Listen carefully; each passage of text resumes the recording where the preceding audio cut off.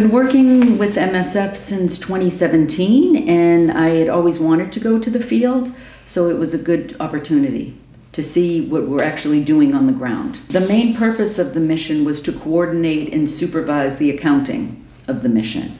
I was a gap fill position.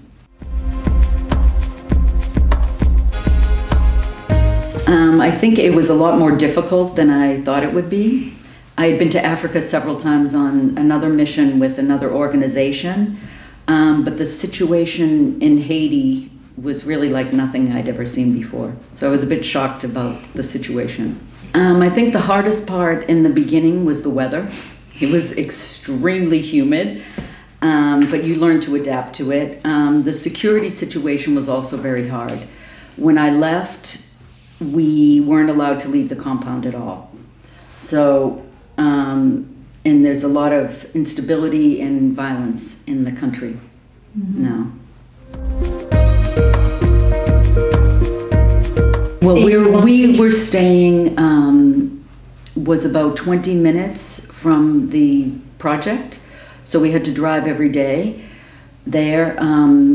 The situation where I was in the West was a lot better than it was in Port-au-Prince. When I was in Port-au-Prince, driving to the mission was only about 10 minutes, but there were always roadblocks and traffic, and it was much harder. Where we were, it was okay. We were staying in a guest house because the original guest house had been destroyed during the earthquake. So it was comfortable, let's say. The living conditions were okay. In the beginning, after the earthquake, they were staying in tents because the guest house, again, was destroyed. So yeah, aside from the heat, the living conditions were okay. When I was in Port-au-Prince, we had to leave the office early because of the roadblocks. I think it's very challenging for the staff there because you can't leave the compound now. You can't go to the supermarket, you basically go to the office and then you come back. And even driving to the office is very challenging. When I went to the assignment from Port-au-Prince, there was a road through Martisson, which we just recently closed a project because shots were fired at the compound.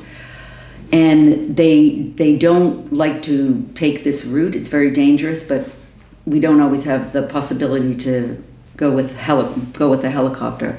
So we took that route, and it was 12 hours to get there, and it was really like nothing I'd ever seen before. The only word that comes to my mind when I think about it was Armageddon. It was crazy.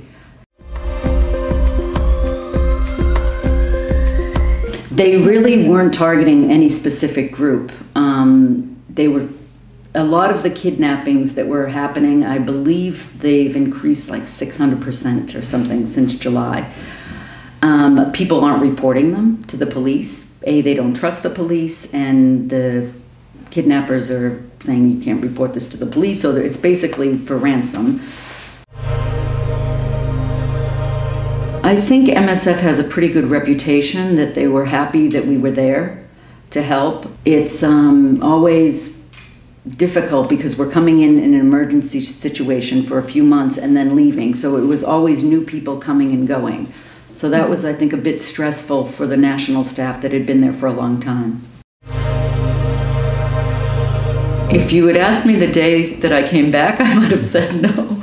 No, certainly I would go back, yeah, for another project, because I think it's interesting. I mean, an emergency project is very different from going to the field with a regular project. I mean, this was my first time going, so I don't really know what it would be like for a project that's been running for a long time. It was basically putting out fires in an emergency project. You're just going day to day. So yes, I'd like to go back.